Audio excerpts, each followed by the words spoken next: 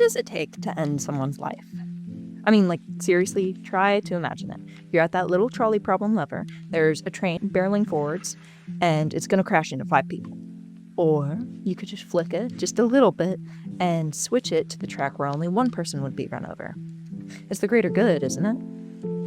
Argue for your side of the trolley problem however you want in the comments, but within the trope of the sacrificial lamb, there's only one valid answer. You pull the damn switch. The good of the collective is worth more than one little life. So, you put your son on the cross, or you watch them lose the Hunger Games, or wrap your daughter up in plastic. This trope is a tale as old as time, so it seems. It's emotional and intense and captivating. It can serve as a way to critique real-world systems like class divide or gendered violence, but as time goes on, sacrificing characters in this way grows more and more common in the name of exposing and critiquing the injustices in our real world, but we're risking overuse. The line between critique and our own narrative exploitation grows blurrier by the day. How far can we go before we're just taking advantage of characters suffering for story depth? To find out, we have to go back to the beginning. Who do you think is the perfect sacrificial lamb character? Tell me in the comments who started the trend. Sacrifice, as it starts out, is a pretty simple mechanic. Give up one thing for everybody else to be better off. The thing just happens to be your life. As the story goes, Jesus dies on the cross to save humanity from their sins, and in Twin Peaks, Laura Palmer was meant to die to stop Bob from winning her over. He's like this representation of all of the evil in the world. And then there's all of the metaphysical and spiritual stuff in The Return, which I have just started watching, and it's so confusing. But said spiritual and religious themes in both stories are the best ways to introduce such a trope. Sacrifice is literally a spiritual ritual. Of course, it would show up in the stories about sacrificed characters. In fact, in this sense, the sacrifice is so necessary to both Jesus and Laura that it's built into the very core of their writing. They are created just to die. Jesus' parents were told this little after his conception, and Laura's written her own sense of it in her diary. And ironically, both characters were also doomed to this fate by their fathers specifically, one of the driving forces behind their creation in the first place. God created Jesus to save the more favored child of humanity, and Leland/Bob ended Laura's life himself.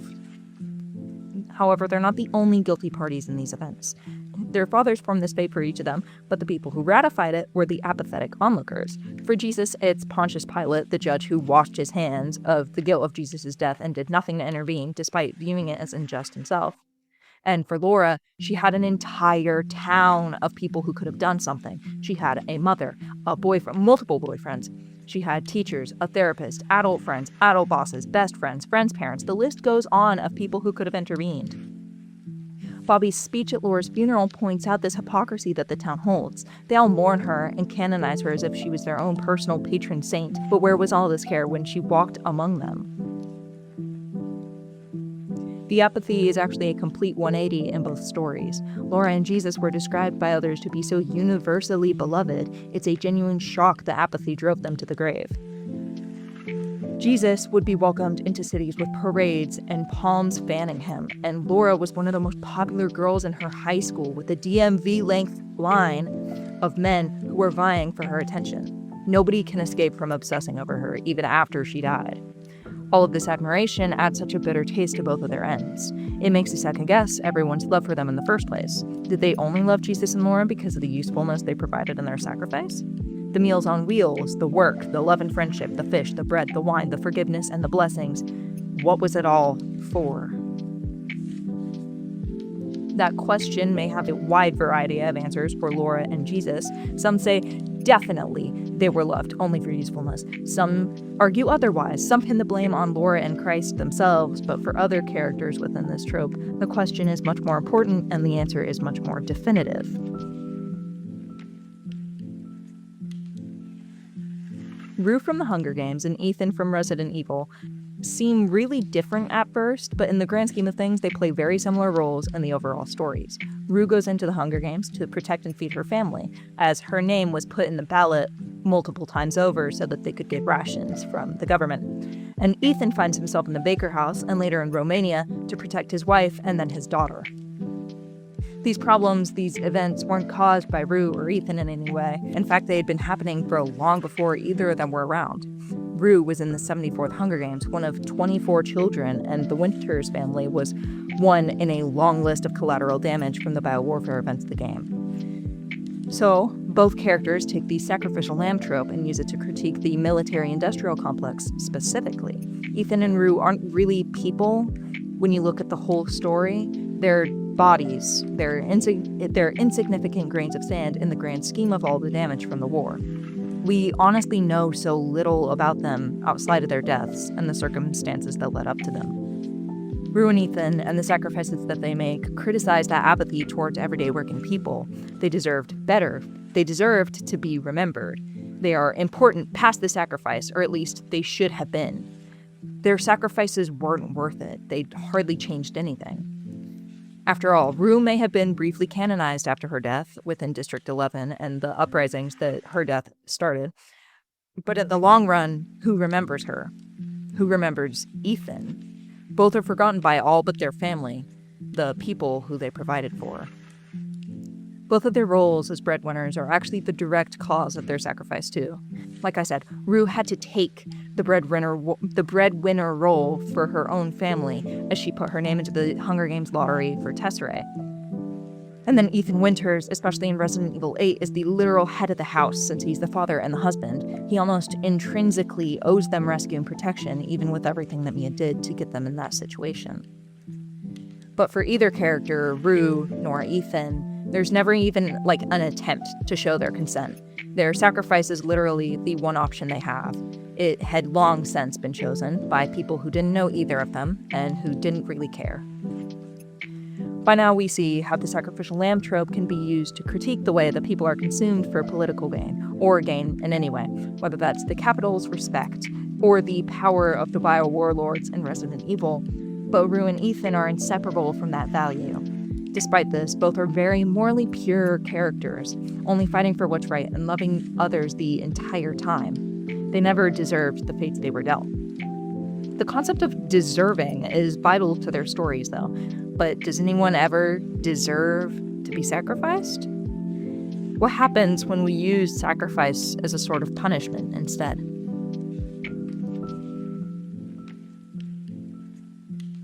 Now, both of these characters serve as really interesting lambs because they both start out in a completely different field. At the beginning, they have more in common with scapegoats than sacrifices. But when you keep the whole narrative for both Mouthwashing and Yellow Jackets in mind, though, they're both. Mari Ibarra from Yellow Jackets and then Captain Curly from Mouthwashing serve as scapegoats for much of their personal arcs as an excuse for other characters to treat them cruelly and shun them.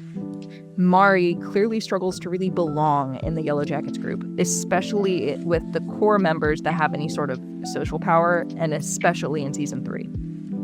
The only value she really holds is in cooking, and to buck up to Shauna. Curly, on the other hand, is the captain, sure, but during the timeline of the game, he's depressingly passive.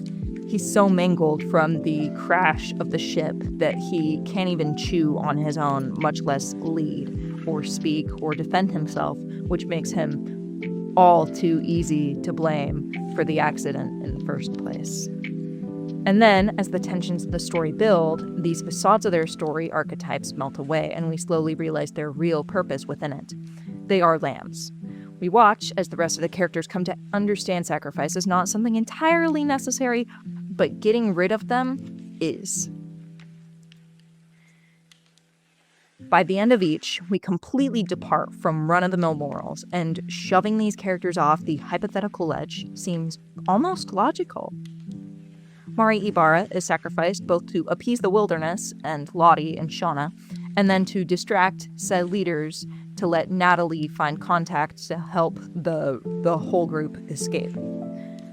And then Curly is almost like a foil to her, as he's the last person left alive, the sacrifice to be made in absolving Jimmy's own guilt, the person who really crashed the ship and caused all of the problems in mouthwashing to begin with. Jimmy saves Curly to make himself feel better because at least he saved his hero, but at the same time offered him up to the Pony Express company as another layer of absolution. There's an ironic coincidence in between Curly and Mari too, and both of them being cannibalized within their sacrifice. And said cannibalism is what helps escalate the tensions more and more, especially when it comes to blame, until they're finally sacrificed. Mari is wholly consumed, and Curly only partly, but considering Curly's state, I don't think it makes much of a difference. The differences in their deaths, however, definitely do matter. Curly is actually the only one in the entire game to survive past the end, at least from what we know. And Mari is the final one to be eaten, again, at least from what we can tell. So why does Curly even count? Jimmy saving Curly, to me, hits as the final act of self-centered cruelty that Jimmy could have ever done. Curly's bandages will end up grafted to his skin. His existence is endless pain, and he should have been the one to be killed first, considering this. He will receive all of the blame for what happened, though, and if he does die, if the ship is just never found and he's left wandering in space forever, then all Jimmy had done was prolong that suffering for no reason. Everyone in mouthwashing dies as a form of escape. And Curly is too powerless to end his suffering for himself, and therefore he survives. He works as the vehicle of all of the suffering on that ship. It's all compounded within him. And it will continue to go on for decades until Curly himself slowly, finally succumbs. If he ever does. Curly doesn't die, and yet he's still here on this list. So now this poses a new question. Do you have to die at all to fit in this trope? Yes, I'm talking about them again. Do you really think they wouldn't be here, considering the rest of the videos that I've made?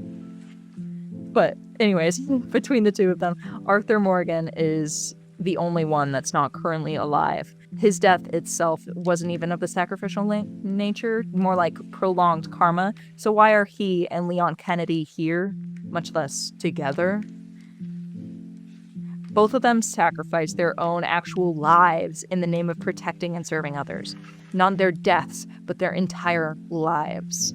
Kind of like that monologue from BoJack Horseman.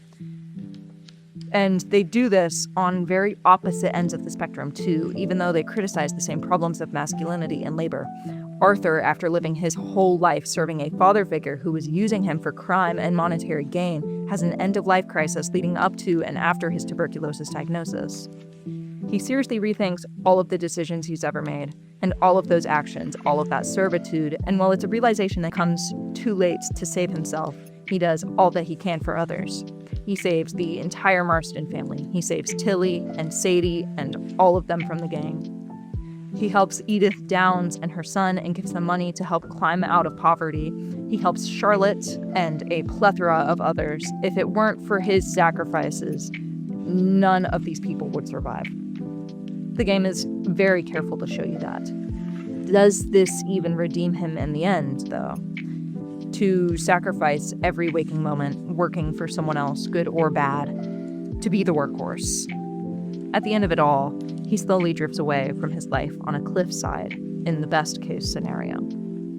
Leon Kennedy, on the other hand, is still in that cycle of being a workhorse, a meat shield, or as everyone calls him in Resident Evil 4, a lamb. He doesn't get any choice of it, strong-armed into his career to keep Sherry Birkin, a little girl, safe. And after that, repeatedly, he's put to work in horrific circumstances. He's infected and beaten down and fights his way out of death's oily grasp too many times to even count. How many people has he even saved with this? How long until the bad finally stops coming back? How long until Capcom themselves let him rest? Both characters suffer and work and endure in the name of helping others, but it will only end when they're in the grave. And in Leon's case, I doubt that's going to be anytime soon. Sacrifice and exploitations isn't just what these stories are criticizing, but it's built into their very core. The line has started to wear thin between writing a character and using one, overusing one. They will get their money's worth for these characters. They don't have to end anything until they do. However, Resident Evil and Red Dead Redemptions aren't the only video games that use sacrificial lambs in a more meta kind of sense. There's one more, and one that does it even more intentionally and in your face. Now, Chloe Price from Life is Strange and her sacrifice is pretty obvious if you remember the ending of the first game. You get to pick between saving either Chloe or saving the entire town of Arcadia Bay, the protagonist's hometown.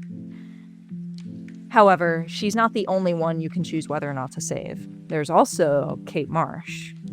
Kate Marsh is a fairly under-noticed character in the game, especially in the grand scheme of the plot. By the final episode, you really don't think about her much at all.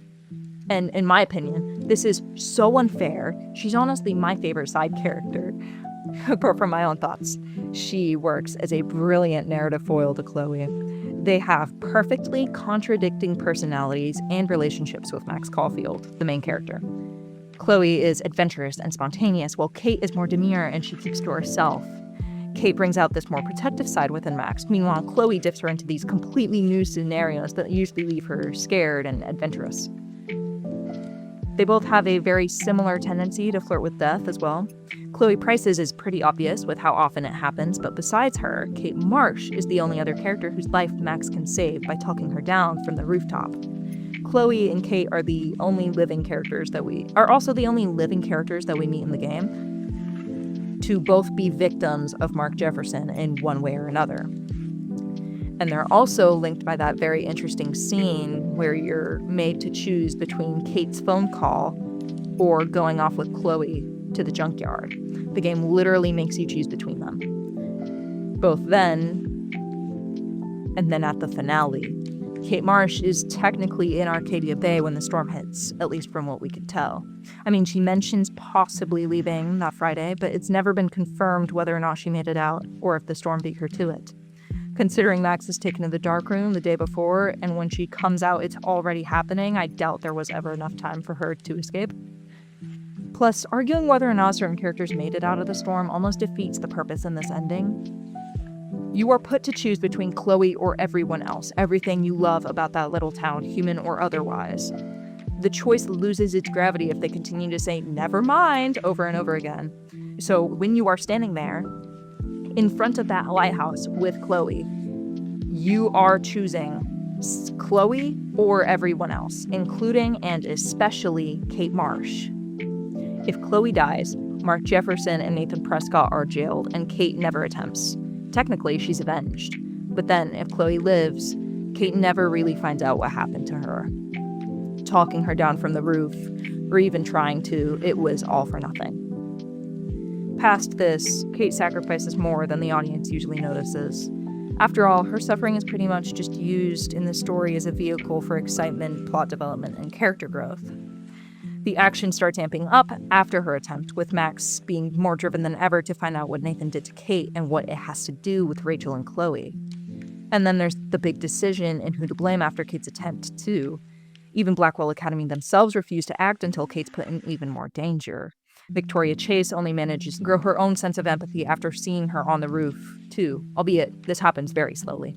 Max becomes a local hero for saving Kate.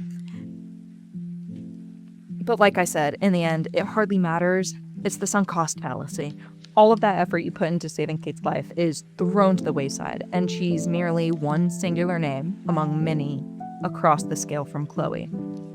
The game doesn't just set up a sacrifice for the audience to watch, whether or not they agree with it. The audience is now the deciding factor. You are. Who did you save? The entire Life is Strange narrative depends on sacrifice. They don't hide this from the audience. They actually dangle it right in front of our face. It's the closest we can get to a trolley problem simulator, other than the real trolley problem simulator, except with all of the real-life complications that come with. It's not just who would you sacrifice for someone you love, but who do you love enough to kill for and save? Narratives within this trope don't have to be just in their sacrifices. The characters don't have to like it or even want to do it. So what happens when someone actually rejects that trope entirely and the narrative that comes with it?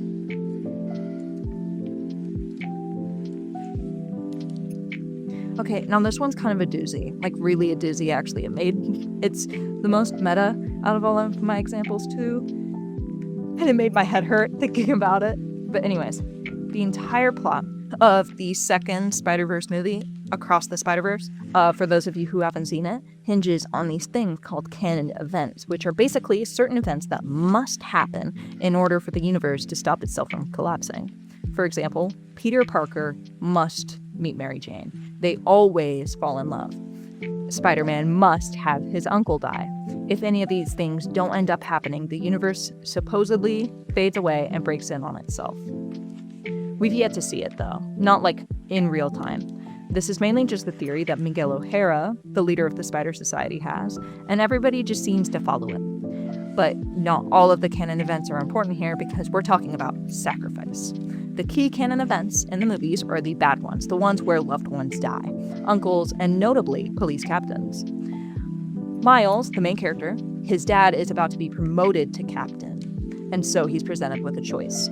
Let his father die and keep the entire universe safe, which is technically, supposedly, his responsibility as Spider-Man, or the choice he picks, fight like hell to save your dad because who decided he had to let anyone die in the first place? When has Spider-Man ever done that?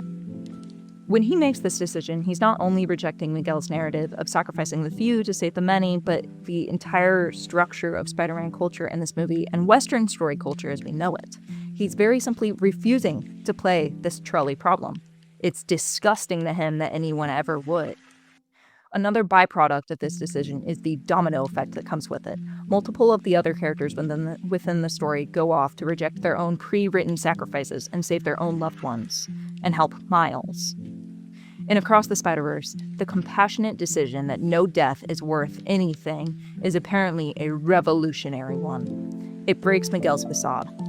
It goes past that, even. It breaks the fourth wall.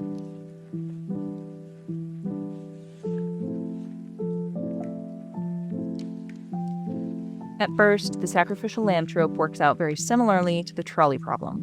Think back to Jesus Christ. He sacrificed the singular character to guarantee the well-being and victory of all the rest. Tale as old as time, literally. Laura Palmer saves Twin Peaks, Ethan Winters saves his family, Mari Ibarra saves her friends, Arthur Morgan saves his family.